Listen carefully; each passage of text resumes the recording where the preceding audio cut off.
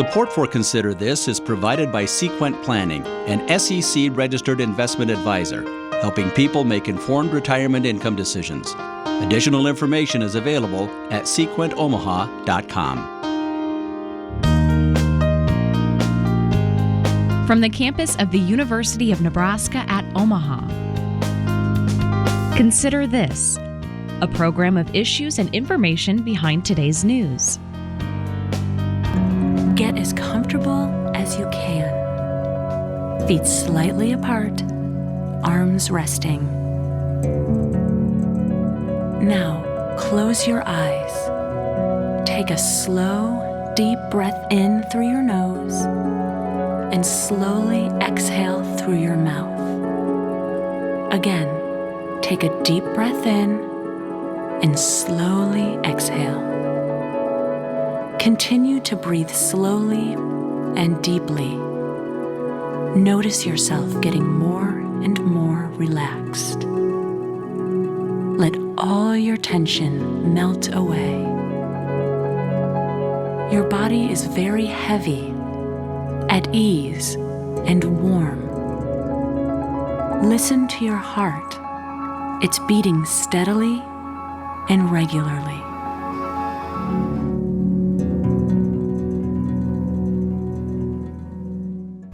Hi everyone, I'm Kathy Wyatt. Welcome to this week's edition of Consider This. Our topic, arthritis. Here to tell us more about it are Dr. James Odell, Stokes Shackelford Professor and Vice Chair of Internal Medicine and Chief of Rheumatology at UNMC. Sally Stonecker, Executive Director for the Arthritis Foundation, and Patty Dunaway. Patty lives with rheumatoid arthritis. Welcome to all of you. Thank you so much for being here. Thank you for having us. You betcha. Dr. Odell, we're going to start with you. How do you explain arthritis to someone? Well, it's very important for everybody to understand that when somebody says arthritis, there's at least 100 different kinds of arthritis. And so the key really is understanding what arthritis you're really talking about, because to get the best therapy, you need to have the correct diagnosis and you need to get the correct treatment. Arthritis is about joints, but the whole field of arthritis is broader than that. It involves connective tissues and involves the autoimmune system. Most of the arthritises that we talk about are what we would call autoimmune, which means that the body attacks itself. The most common example of that would be rheumatoid arthritis. And rheumatoid arthritis is a disease that involves the synovial tissues of your body. Those are the tissues that line all of your joints. Those tissues become inflamed because the body is inciting an immune response against them, and then they make too much fluid and they destroy joints. So all arthritis, by definition, involves joints. But when we talk about arthritis in rheumatology, it's much broader than that.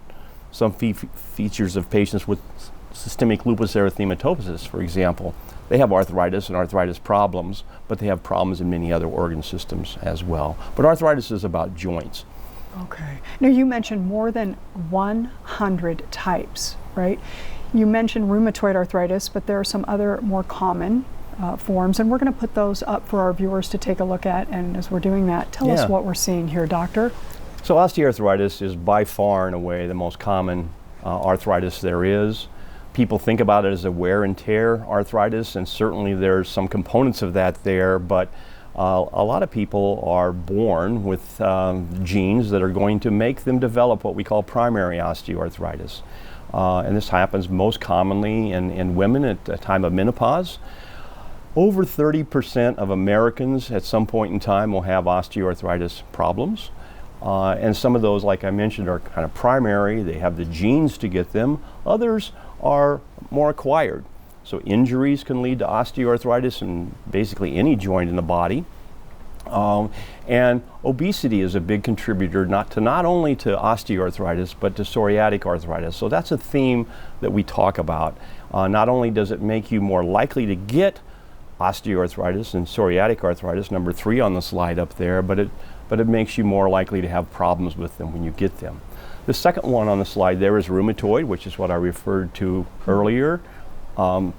And rheumatoid is the most common autoimmune arthritis. About 1% of the population has rheumatoid. And it's 3 times more common in women than in men, just like osteoarthritis is. And while there's not a lot of direct medical therapies that are going to change the course of osteoarthritis, there are 23 disease-modifying drugs now in rheumatoid arthritis.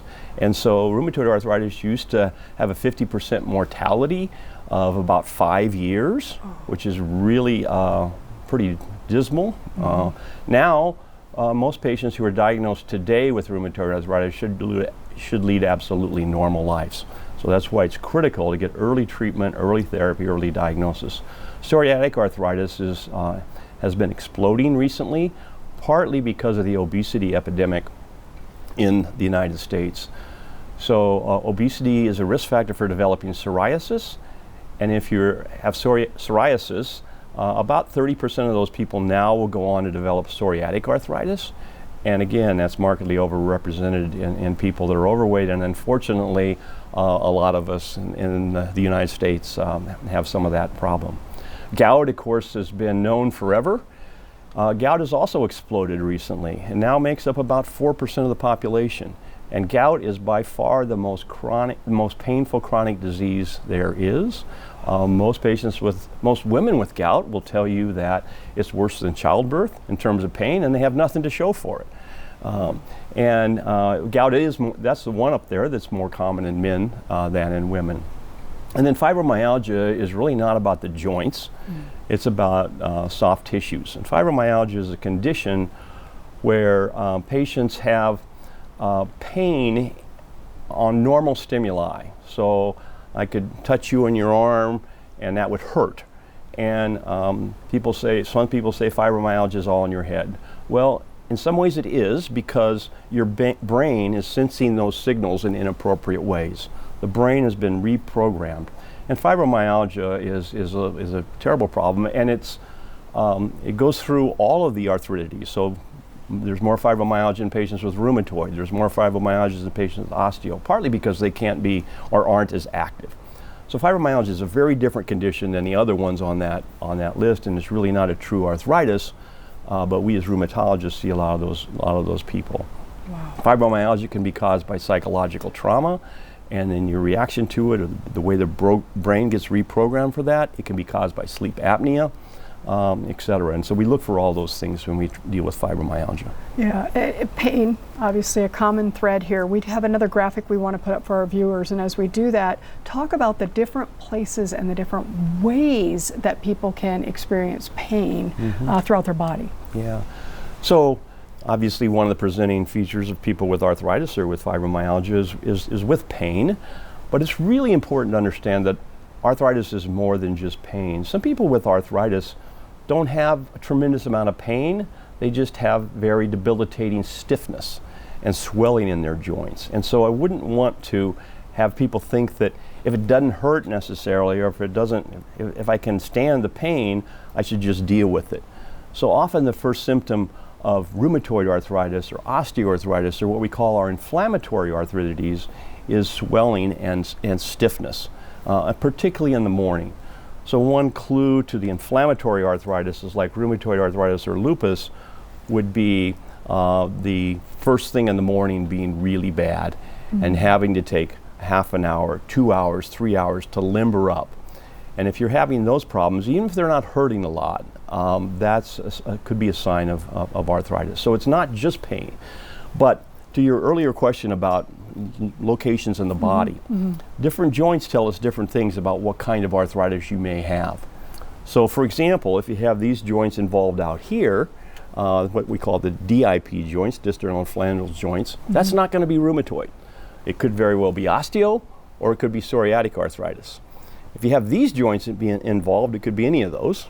If you have these joints being involved, it's going to be rheumatoid arthritis and not osteoarthritis, and less commonly psoriatic arthritis. Of course, the great toe is something that everybody thinks about for gout, and certainly that is a common presenting symptom of gout, but it can be seen in other things as well. So by taking that history, by knowing which joints are involved and which joints aren't involved, it gives us a better idea of what kind of arthritis we may be dealing with, which one of those 100 conditions. Yeah. And of course the therapies varied dramatically across those, again, why the diagnosis is so important. And rheumatologists are specialists in taking care of arthritis, and they are well versed in all those. And if you have a chronic arthritis and stuff, it's very, very important that you see a rheumatologist. There's all kinds of studies. I am a rheumatologist, so I'm a little biased, but you can read all kinds of studies that will tell you that if you get to see a rheumatologist earlier, get the right diagnosis, you're going to do much, much better. Okay. And So Sally, it can be confusing, Yeah. even for physicians, let alone patients. well, and all the more reason then to have organizations like the Arthritis Foundation there. Anytime there's a diagnosis, it's a change in their life, and it's a shock in some cases, and they're looking for that support, which in this case they can find, Sally, with the Arthritis Foundation. Right. Tell us a little bit about And that. more and more, the Arthritis Foundation just doesn't raise money for research and community, but we offer services now. We've reintroduced our Connect groups, which used to be support groups. We have Live Yes Insights, online network where people can chat with each other. We have the JA Camp Juvenile Arthritis, and I would like to add, in the state of Nebraska alone, there's almost 4,000 children that have arthritis. They can start 1 year on up to teenagers, and they go, and it's always going to be the juvenile arthritis. And then we also have the community resources, but people will call me, and we've got a resource finder to ask about, could you send information? Can you send that? Maybe the doctor, we're partnering with physicians now as well, offering our literature so they don't have to stop and hand it all out. And so we're doing a lot more in the community, along with having events to raise money for all these projects. So a lot is happening with the Arthritis Foundation, and here in Nebraska, of course, we cover the whole state, and we have relationships with a lot of the families and people. We have, our walk, our gala, and our Jingle Bell Run, so it brings all these people together. So, Yeah, inspired by people like the lady to your right there. If you were to introduce Patty to us, Sally, what would you say about her? Patty's the backbone of the organization. I met Patty when I first started with the Arthritis Foundation, and we would meet every so many weeks, and she taught me a lot about arthritis and living with it and the different resources that we had been providing and we're going to provide. So she's our chairman of our leadership board as well. So she brings a lot to the plate in the area of arthritis. So Patty, at the end of the day, you're pretty driven, it sounds like, and certainly an asset to this organization. What drives your passion? That I have arthritis and I want to help others, because it's been a rocky road and it's hard to deal with it every day. And if I can help people through that, because I've lived with it for 30 years, if I can help people with the ins and outs and things I've learned to help with the pain and pain management and just getting through your day. Okay, and Dr. O'Dell referenced the importance of the diagnosis. Can you take us back in time, Patty, to what that was like for you? Where were you in your life at that time? Sure. I was in my early 20s starting a career, and first I got pain just in my feet. Well, at the time I went to the doctor, and because I was a single girl and I went out socially to bars, they assumed I had gout. So I went home and I looked up gout and I cried. Then the pain went all throughout my body, and then we went back to the family doctor and he did a blood test and then determined I had rheumatoid arthritis, and I have severe rheumatoid arthritis. So I was in my early 20s working full time, keeping an apartment, and it was just, I was tired all the time. I had pain. The morning stiffness that Dr. O'Dell mentioned was a lot. I'd get up a couple hours earlier and get in the bathtub because hot water would help. But then I had to figure out how to get out of that bathtub, because when you're sore, it's hard to get in and out of bathtubs and stuff like that. And gradually, I was on 19 different medications in 8 years to get the pain under control. And through that time, I got married and I had 2 young stepchildren, but I wanted a child of my own. So because of the medicine that I was going to start to be on, I had to hurry up and get pregnant. And we did 2 years of fertility to come to find out that it was the arthritis medicine that I was on that was prohibiting me from getting pregnant. And that was, as you can imagine, that was devastating. But at the same time, I realized that you have to carry a lot of things when you have a baby, and I didn't have any strength from being on steroids for so long. I couldn't even open a pop bottle by myself. So it was a hard decision, but my husband and I decided not to pursue it anymore. And so I never had children because of arthritis. Okay, I'm listening to Patty, doctor, and she said several things, and thank you for sharing that.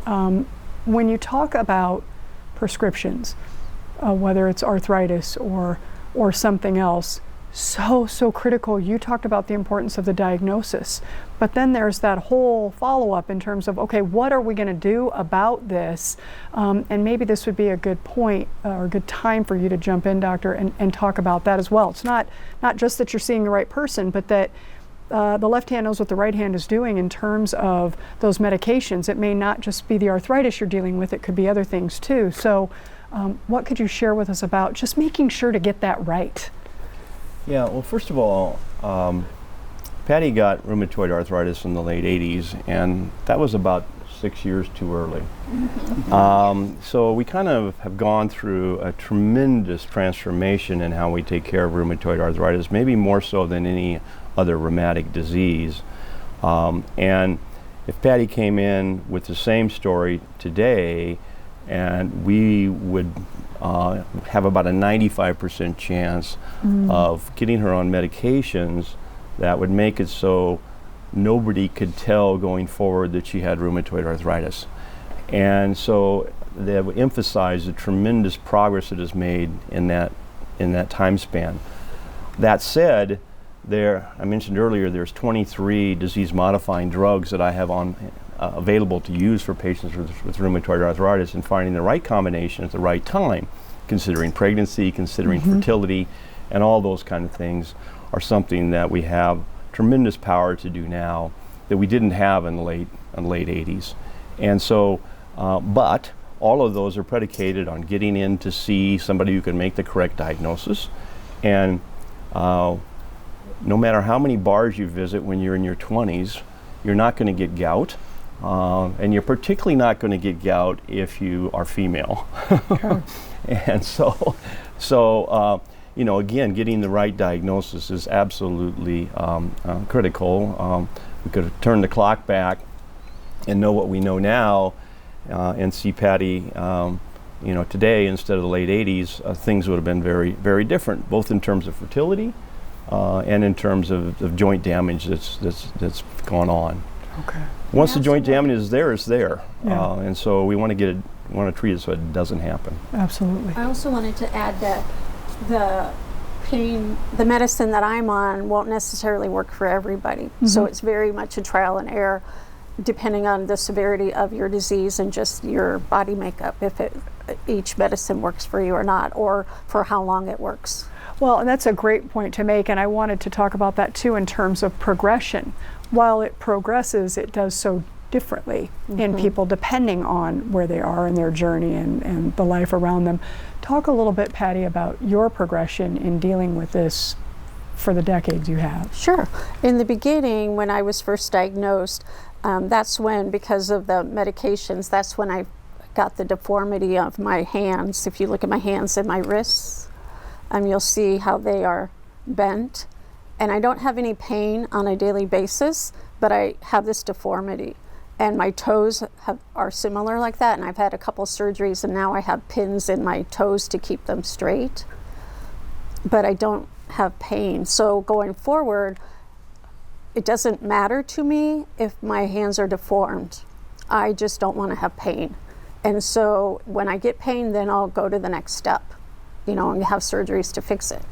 But right now, I'm fine with it. And it's actually a conversation starter. If I'm out in the community and people notice or something, I will explain what I have and how I got it. And because I was really, in my 20s, is pretty young. Most people think it's an older person's disease. So I like to educate people And that's kind of the reason I think I got arthritis, is if I could help somebody and educate them about the disease, then that's what I want to do. And Sally, the education is so key with something like this. Talk about what the foundation is doing, just big picture, in terms of making sure not only that we have information, but we have the right information. Well, we do have, and I'm going to promote our website, a brand new website, which is really, I mean, phenomenal. It lines up everything.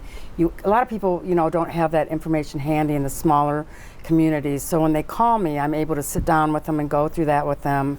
I'm not a doctor, so I don't give any medical advice, but I do say, well, take a look at this, like your diet and things like that. It lists every type of arthritis that you saw up there and what's best for you. And I can't give you the medical advice, but I can tell you that this is what we have, so that you can further learn about what you're going through, versus, depending on when you can get into the doctor or the PA or whatever, to talk. So we have those resources available. And we also have people like Patty who will be willing to talk to people about, arthritis and what they're going through. We have the young families. We have a young girl that's going to be doing the support groups. That age between youth and adulthood is tough, the teenage years. So we have a young girl that's going to start a support group next year for that age group. So we have different things going on, and to help bring the awareness to the disease. Well, this isn't unlike anything else. Relationships are so key. I'm looking at the three of you and I'm thinking, this is so great that you're all here together, because you're kind of a starting point at the Arthritis Foundation. People go onto your website, they suspect maybe there's something wrong, or they know somebody who might need some help, and then you get to know this gentleman very well, because then you can lead them in the right direction so that they're getting the medical advice that they need, and then the two of you can steer people Patty's direction, so that she's able then to talk with them from, the personal standpoint, right? So treatments, we've touched on that a little bit, doctor, but you have someone who's been diagnosed, they're getting some support. What do the treatments look like in this day and age? So it's very, very important to know that arthritis is not your grandma's or your mother's arthritis. It's dramatically different than it was 20 years ago, 30 years ago, 50 years ago. One of the things that all the commercials that everybody sees on TV for all these new drugs have done is let people know that there are treatments available. Okay, now many of those treatments aren't for a lot of the patients, but it gives the patients hope. I mean, I have people come in my office and say, well, I want to dance on the beach, I want to do such and such, I want to play golf like Phil Mickelson, who's in a lot of the commercials for the psoriatic arthritis drugs. But the point I want to make is that the treatments for rheumatoid arthritis today are, a whole world different than they were. Most of my patients with rheumatoid, if they've been diagnosed in the last 10 years, they're lousy examples for my students and residents, because they don't have any physical exam changes. So I go in and try to show them this or that, and their hands are absolutely normal, which is terrific. But they're not good models. And the same thing is true of psoriatic arthritis. The explosion in psoriatic arthritis has happened in the last 10 years, and so it's been more recent. Gout, we've known what we need to know about gout for the last 50 years, but things have not been applied appropriately. There is no reason for anybody to have chronic problems with gout. It's a horrible, debilitating, horrible, crippling disease. I just, as a principal investigator of the largest gout trial funded by the VA, and 99% of our patients in the trial got their uric acids, which is key in gout, down to target. So if things are applied, you should be able to control rheumatoid arthritis in almost all cases, certainly gout. Psoriatic arthritis is sometimes more difficult, but we now have so many more therapies available there. Osteoarthritis is the one we haven't made as much progress with. The total joint replacements have been a game changer for so many people, but we need more and better therapies for osteo. Even with that said, though, there are things we can do. Muscle strengthening, weight loss, a whole bunch of different things we can do for osteo. But it's the one that has been a little bit more refractory to change. Okay. But all those others have really changed dramatically. And so Patty illustrates how important a positive attitude is. Okay? And so you look at Patty's hands and you would say, okay, well, for that right hand that looks like that, you know, she probably can't do this and she probably can't do that. And the fact of the matter is, because of her attitude, she can do most anything. And she doesn't let anything stop her. And so don't equate deformity with disability. And that's really, really important. If you have a positive attitude, you get diagnosed early, you get to the right doctors, you have a good collaborative relationship with your doctor, Right. then you're going to do really well, particularly if you have the good fortune of having rheumatoid arthritis in 2020 or 2019 instead of 1989. Yeah, thank you for that. Well, we are talking about arthritis today, and if people want more information, we want to put up some websites for them just so they can, I guess, delve a little bit further. And I know, Sally, you mentioned yours. It's unmc.edu.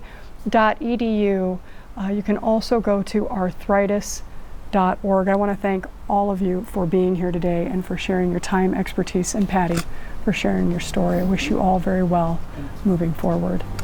Just want to let you guys know that I'm a 125 average bowler. Oh, 125 average bowler, okay.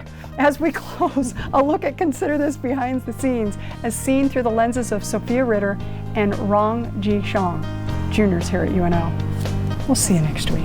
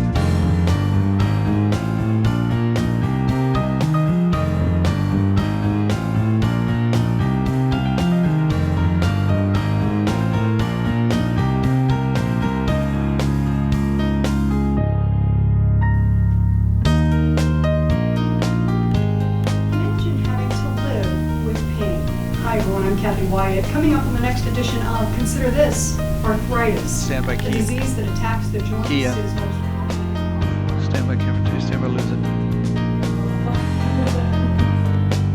Consider This is an issues and information program produced by UNO Television.